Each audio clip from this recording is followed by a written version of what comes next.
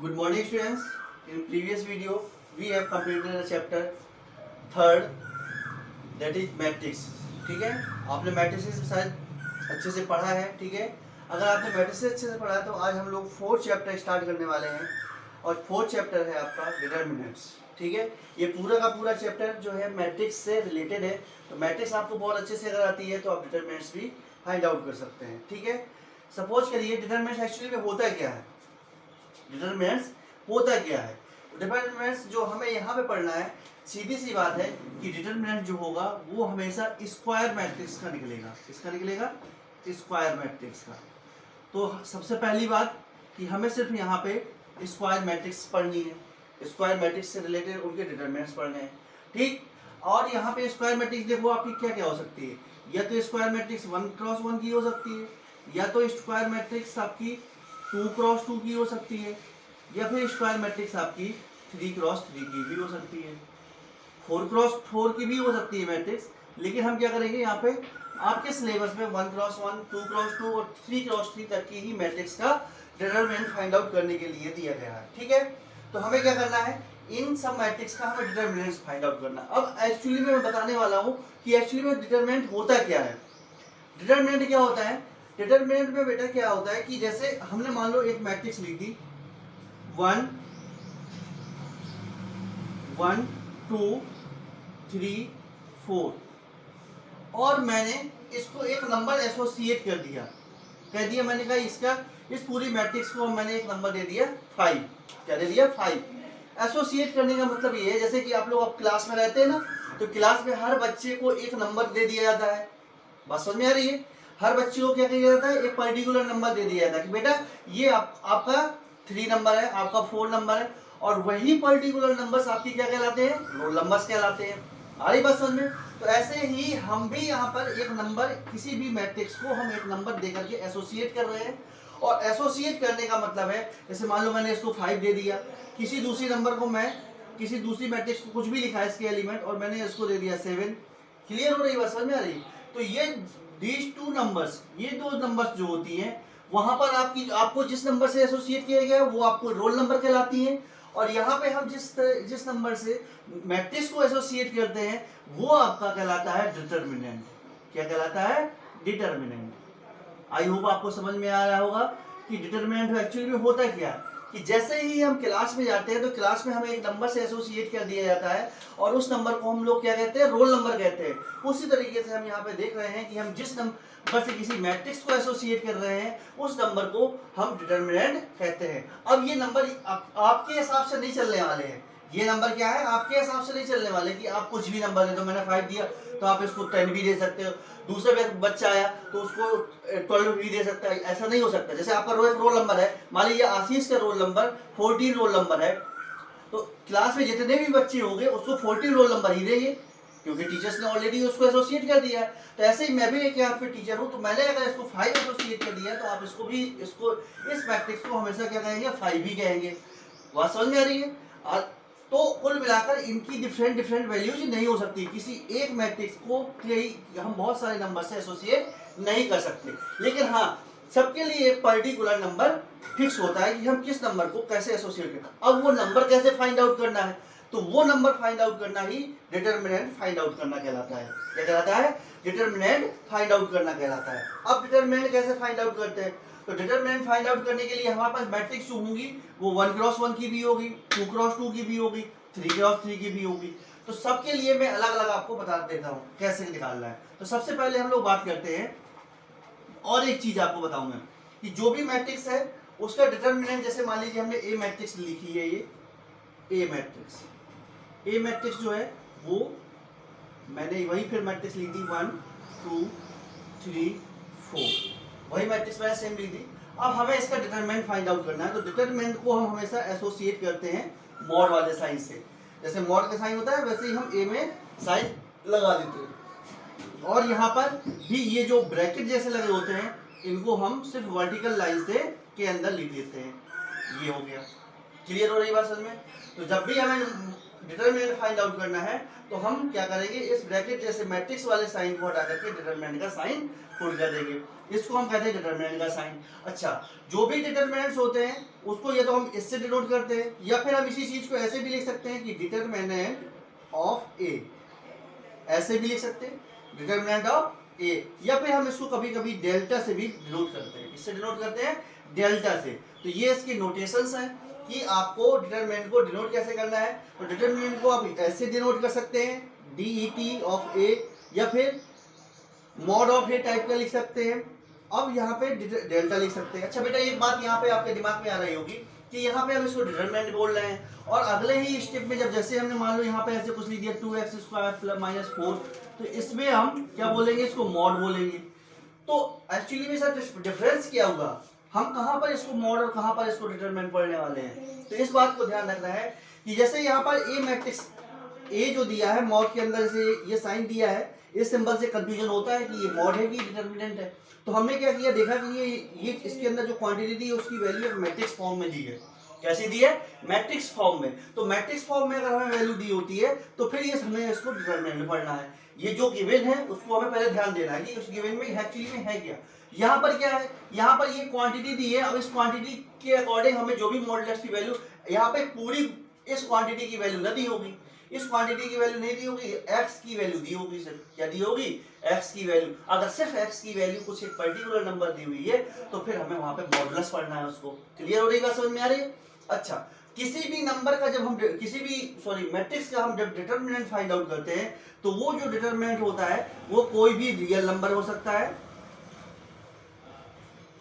बात समझ में आ रही है? रियल नंबर होने का मतलब रेशनल, इरेशनल, नेगेटिव, पॉजिटिव, सारे सब कुछ आ गया। आ रही बात समझ में? या तो रियल नंबर भी हो सकते हैं या फिर कॉम्प्लेक्स नंबर भी हो सकते हैं, कॉम्प्लेक्स नंबर भी हो सकते हैं। क्लियर हुई? मतलब जब भी हम determinant of A find out करने जाएंगे तो डिटरमिनेंट ऑफ ए कुछ भी मिल सकता है, जबकि मॉडुलस में हमेशा हमें क्या बोलता था, पॉजिटिव वैल्यू मिलती थी, पॉजिटिव इंटीजर्स मिलते थे। लेकिन यहाँ पे क्या है, हम सिर्फ और सिर्फ रियल, यहाँ पे हमें सारी वैल्यूज मतलब पूरा कॉम्प्लेक्स नंबर, और कॉम्प्लेक्स नंबर जो होता है वो सबसे बड़ा सेट ऑफ नंबर होता है। तो मतलब अगर हमें कॉम्प्लेक्स नंबर मिल रहा है तो मतलब दुनिया की जितनी भी नंबर आज तक आपने पढ़ी है सारी नंबर्स आपकी डिटरमिनेंट की वैल्यू देंगी। क्लियर हो रही बात समझ में? तो यहाँ पे नेगेटिव, पॉजिटिव, रेशनल, इरेशनल, कुछ भी नंबर, कॉम्प्लेक्स नंबर, कोई भी नंबर आ सकती है। इस बात को ध्यान रखना है आपको। अब हम लोग बात करेंगे कि डिटरमिनेंट फाइंड आउट कैसे करते हैं।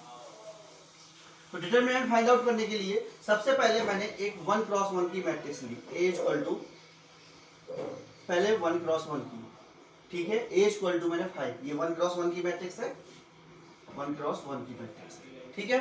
तो इसको डिटरमिनेंट फाइंड आउट करने का मतलब है कि हमने सबसे पहले लिखा कि determinant of A equal to determinant of 5, ठीक। तो जब भी हम इसके डिटरमिनेंट फाइंड आउट करेंगे तो ये 5 ही आ जाएगा, ठीक है। अगर मान लीजिए इसके अंदर कोई दूसरी मैट्रिक्स ले लेते हैं, B इक्वल टू -4 दिया है, तो determinant of B equal to हो जाएगा डिटरमिनेंट ऑफ -4 और इसकी वैल्यू -4 है। ऐसा ना समझ लीजिएगा कि ये मॉड लगाया है तो हम इसको क्या कर दें, 4 कर दें, ऐसा नहीं होगा। ध्यान रखिएगा इस बात को कि यहाँ B क्या है, एक मैट्रिक्स दी है, इसके अंदर वाली वैल्यू क्या दी है, एक मैट्रिक्स दी है। अगर मैट्रिक्स दी है तो फिर हम इसको डिटरमिनेंट पढ़ेंगे और डिटरमिनेंट में वही एलिमेंट आएगा जो उसके अंदर दिया, चाहे वो नेगेटिव हो, चाहे पॉजिटिव हो, चाहे रियल नंबर हो, चाहे कॉम्प्लेक्स नंबर हो। क्लियर हो रही बात, समझ में आ रही है? तो इसमें 1x1 की मैट्रिक्स का जो डिटरमिनेंट निकालना है वो बहुत ही इजी है। जो नंबर उसके अंदर लिखी है वही नंबर हमें आंसर में लिख देनी है। अब बात करते हैं 2x2 की मैट्रिक्स की। 2x2 की एक मैट्रिक्स ले रहे हैं और उस मैट्रिक्स का हम डिटरमिनेंट कैसे फाइंड आउट करते हैं ये देखते हैं। तो 2x2 की एक मैट्रिक्स लिया मैंने, वही मैट्रिक्स ले लेता हूँ 1 2 3 और 4। इस मैट्रिक्स में हम यहाँ पे देख पा रहे हैं कि इसका डिटरमिनेंट कैसे फाइंड आउट करें। तो इसका डिटरमिनेंट फाइंड आउट करने का मतलब है कि determinant of A that is equal to, इसको भी हम डिटरमिनेंट फॉर्म में लिखेंगे, तो 3 और 4। क्लियर हो रही बात? तो इस तरीके से हमने इसका डिटरमिनेंट लिख दिया। लेकिन अब इसकी वैल्यू भी हमें फाइंड आउट करनी है। इसकी वैल्यू फाइंड आउट करने का मतलब है, इसमें मैंने आपको बताया था कोई भी मैट्रिक्स हो उसमें 2 डायगोनल्स होते हैं। एक प्रिंसिपल डायगोनल होता है, प्रिंसिपल डायगोनल यहाँ से यहाँ चलता है, आ रही बात में, और जो अदर डायगोनल होता है वो ऐसे चलता है। तो हमने प्रिंसिपल डायगोनल्स के एलिमेंट्स का क्या करना है, मल्टीप्लिकेशन करना है। प्रिंसिपल डायगोनल्स के एलिमेंट्स का क्या करना है, मल्टीप्लिकेशन करना है, और माइनस टाइम अदर डायगोनल्स के एलिमेंट्स का मल्टीप्लिकेशन। ठीक, क्या किया हमने, पहले प्रिंसिपल डायगोनल के एलिमेंट्स का मल्टीप्लिकेशन, और उसके बाद हमने अदर डायगोनल्स के एलिमेंट का मल्टीप्लिकेशन कराया, जिससे हमें क्या मिल गया, 4 2 8 minus 3 that is equal to 5। देखो मैंने इस मैट्रिक्स को 5 से ही एसोसिएट किया था, क्यों, क्योंकि मुझे पता था कि इसका डिटरमिनेंट 5 आने वाला है। क्लियर, इस तरीके से हम निकाल सकते हैं कि किसी भी मैट्रिक्स को हम किससे एसोसिएट करेंगे, उसके डिटरमिनेंट से एसोसिएट करेंगे, और उसका डिटरमिनेंट निकालने का तरीका क्या है, ये। उसके बाद ये 2 क्रॉस 2 की मैट्रिक्स का बात कर रहे हैं अभी हम, 2 क्रॉस 2 की। अगर हम जनरल फॉर्म में इसी चीज को देखें कि ए मैट्रिक्स जो है वो अगर जनरल फॉर्म में लिखें तो कैसे लिखेंगे, A11 A12 A13 sorry A21 A22, और जब भी हम इसका डिटरमिनेंट निकालने जाएंगे तो क्या आएगा, determinant of A equal to determinant of A11 A21 A212 A22।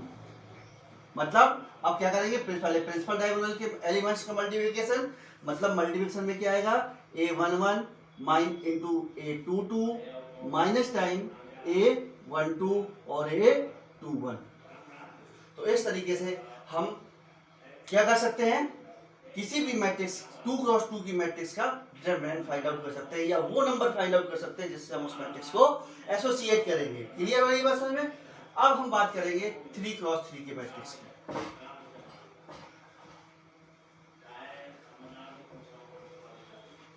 3 cross 3 के मैट्रिक्स ऐसे, जैसे सपोज करो हमने एक मैट्रिक्स लिख लिया A, और इसमें एक मैट्रिक्स लिख लिया, जनरल फॉर्म में लिख लेते हैं पहले, A11 A12 A13 A21 A22 A23 A31 A32 A33, ये आपकी मैट्रिक्स दी। ठीक है, जनरल फॉर्म में पहले बात कर लेते हैं। अब ये देखिए 3 क्रॉस 3 की मैट्रिक्स है कि नहीं, 3 क्रॉस 3 की मैट्रिक्स है, हम डिटरमिनेंट ऑफ ए निकालने वाले हैं इसका, इसको हम अब डिटरमिनेंट फॉर्म में लिख लेंगे। कैसे लिख लेंगे, A11 A12 A13 A21 A22 A23 A31 A32 और A33। इस तरीके से हमने इसको डिटरमिनेंट फॉर्म में लिख लिया। अब डिटरमिनेंट फॉर्म में लिखने के बाद अब करना क्या है, हमारा जो मेन उद्देश्य है, हमें इसका डिटरमिनेंट की वैल्यू फाइंड आउट करना है। तो हम लोग क्या करते हैं, किसी एक रो या किसी एक कॉलम को ले लेते हैं। क्या ले लेते हैं, किसी एक रो को ले लेते हैं या किसी एक कॉलम को किसी को भी ले सकते हैं। जैसे मैंने मान लो फर्स्ट रो को लिया, ये क्या है, R1 पहली रो है। इस पहली रो के का पहला एलिमेंट क्या है, ये है आपका A11। क्या है, A11। तो A11 लिख दिया मैंने। अब ये एलिमेंट जिस रो और जिस कॉलम में आ रहा हो उसको हमें बंद कर लेना है। उसको अगर हम बंद करेंगे तो कैसे बंद करेंगे, उसको हम बंद करेंगे तो देखो ये हमने बंद कर दिया और ये बंद कर दिया, मतलब पहली रो और पहले कॉलम में आ रहा है तो हमने इन दोनों को बंद कर दिया। और बंद करने के बाद हमें क्या बचा, ये बचा, और उसको हमें डिटरमिनेंट फॉर्म में लिख देना है। क्या करना है, उसको डिटरमिनेंट फॉर्म में लिख देना है। तो कैसे लिखेंगे, A22 A23 A32 और A33, इस तरीके से। नेक्स्ट आगे, अभी आप प्लस का साइन लगा लीजिए, मैं बताऊंगा साइन कैसे लगाना है।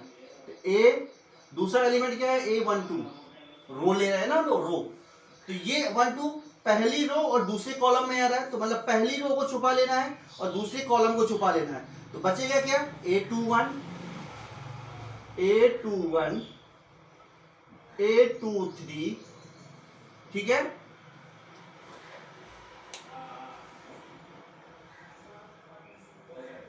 A21 A23, इसके बाद A31 A31 और A33, और इस तरीके से हमने ये दूसरे जितने एलिमेंट है सभी के करस्पॉन्डिंग हमने निकाला। तीसरा एलिमेंट भी इसमें बच रहा है A13, तो A13 के करस्पॉन्डिंग क्या निकालेंगे, A13, इसके करस्पॉन्डिंग देखिए क्या निकल रहा है, 13, मतलब पहली रो और तीसरा कॉलम, पहली रो और तीसरा कॉलम बंद कर देंगे।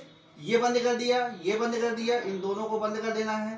तो मिलेगा क्या हमको, A21 और A31 A21 A21 A31, फिर इसके बाद क्या मिलेगा A22 A32 A22 और A32। तो बस यही वैल्यू हमारी डिटरमिनेंट देगी। और इस डिटरमिनेंट को 2 क्रॉस 2 का डिटरमिनेंट आपको सॉल्व करना आता ही है। क्या आया था जरा देखते हैं। तो इसकी वैल्यू आ जाएगी A11 साथ में क्या आएगा, साथ में आएगा A22 A33 minus A23 A32, ये आएगा। दूसरा स्टेप क्या आएगा, ये वाला प्लस A12 के साथ में A21 और A33 A21 A33 minus time A31 और A23, ये आएगा। क्लियर हो बात समझ में। अगला स्टेप क्या आएगा, फोर्थ नंबर का आएगा। फोर्थ नंबर पे आएगा A13, sorry third step A13 के साथ में आएगा A21 और A32 A21 A32, फिर आएगा A22 इंटू A31, और इस तरीके से हम सबको ऐड कर देंगे तो हमारी वैल्यू मिल जाएगी। क्लियर हो रही बात, समझ में आ रही। तो हम इस तरीके से 3 क्रॉस 3। अब बात करते हैं यहाँ पे प्लस माइनस और ये कैसे साइन आएंगे। तो इनके लिए कुछ भी नहीं है। पहला वाले में क्या लिखा है, A11 लिखा है, तो -1 की पावर 1 + 1 कर देना है। 1 लिखा था ना, यहाँ पे क्या करना है, यहाँ पे हमें -1 की पावर 1 + 2 कर देना है। यहाँ पे क्या लिखा है 1 2, A13 लिखा है, तो -1 की पावर 1 + 3। तो जहां पे देखो, जहां पे पॉजिटिव पावर आएगी, मतलब पॉजिटिव वाला इवन पावर आएगी, वहां पर पॉजिटिव रहेंगे, और जहां नेगेटिव आएगा वहां पर नेगेटिव रहेंगे। मतलब कहने का ये है कि जैसे यहाँ पे अगर हम देखें तो यहाँ पे पॉजिटिव इवन पावर आ रही है, 1 + 1 मतलब 2 आ रहा है, तो ये पहला टर्म पॉजिटिव रहेगा। दूसरा ऑड पावर आ रही है, 3 आएगी 1 + 2, मतलब आपका ये क्या आएगा, यहाँ पर नेगेटिव आएगा। यहाँ 1 + 3 आ रही है, मतलब इवन पावर आ रही है, तो यहाँ पर पॉजिटिव आएगा। मतलब पहला टर्म पॉजिटिव रहेगा, दूसरा नेगेटिव, पहला फिर तीसरा पॉजिटिव। तो मतलब जब भी आप जैसे रो फर्स्ट के अकॉर्डिंग आप इसको एक्सपेंड कर रहे हैं, तो पहला पॉजिटिव, दूसरा नेगेटिव और तीसरा पॉजिटिव रखेंगे। जब हम इसकी बात करेंगे तो यहाँ 2 + 1 करेंगे, 1 - 1 की पावर, तो ऑड पावर आएगी। मतलब जब अगर हम दूसरी रो के करस्पॉन्डिंग उसको क्या कर रहे हैं, एक्सपेंड कर रहे हैं, यहाँ पर हम दूसरी रो के एलिमेंट भी ले सकते थे, ठीक है ना। करना वही प्रोसेस है, जिस रो को ले रहे हैं उसके रो और उस कॉलम को, जिस एलिमेंट को ले रहे हैं उसके रो और कॉलम को क्या करना है, छुपा लेना है। उसके बाद जो भी बचता है उसको हमें लिख देना है। तो हमें क्या करना है बेटा, यहाँ पर माइनस आएगा, यहाँ पर प्लस आएगा और यहाँ पर माइनस आएगा। इसके बाद यहाँ पर प्लस, यहाँ अगर हम लेंगे थर्ड रो को, तो यहाँ प्लस, यहाँ माइनस और यहाँ प्लस। तो इस तरीके से हम किसी भी डिटर्मिनेंट का क्या कर सकते हैं, 3 क्रॉस 3 की मैट्रिक्स का डिटरमिनेंट फाइंड आउट कर सकते हैं। अब इसका एक जल्दी से एक एग्जांपल ले लेते हैं, और एग्जांपल लेने के साथ में अब हम उसके बाद एक्सरसाइज पे चलेंगे, ठीक है। मैंने एक मैट्रिक्स ले ली, ए मैट्रिक्स ले ली। इस ए मैट्रिक्स में 1 2 3 2 3 4 1 7 5 ये हमने ले लिया। हम इसका डिटरमिनेंट निकालने जा रहे हैं। मैं उसको पूरा फिर से डिटरमिनेंट के फॉर्म में नहीं लिख रहा हूँ, आप लोग लिखिएगा। अब मैंने पहली रो ले ली, R1 की करस्पॉन्डिंग की मैं इसको एक्सपेंड कर रहा हूँ। तो पहला एलिमेंट क्या है 1, ठीक है, और पहला पॉजिटिव, दूसरा नेगेटिव, तीसरा पॉजिटिव रहता है, ठीक है। तो पहला 1 ले लिया मैंने, और 1 के साथ में क्या किया, इसको छुपा लिया, इसको छुपा लिया। क्या आया हमारा डिटरमिनेंट में, डिटरमिनेंट में आया 4 1 7 5, ये आ गया। माइनस, दूसरा टर्म नेगेटिव रहता है इसलिए हमने माइनस लिया। अब 2 आएगा, इसके साथ में इसको छुपाएंगे, इसको छुपाएंगे, तो क्या आएगा 2 3 7 5 2 3 7 5, ठीक। इसके बाद क्या आएगा, उसके बाद प्लस, तीसरा टर्म लिया हमने 3, और तीसरे टर्म में अगर इसको छुपाएंगे तो क्या मिलेगा 2 3 4 1 2 3 4 1, और इस तरीके से हमारा डिटरमिनेंट कंप्लीट, ठीक।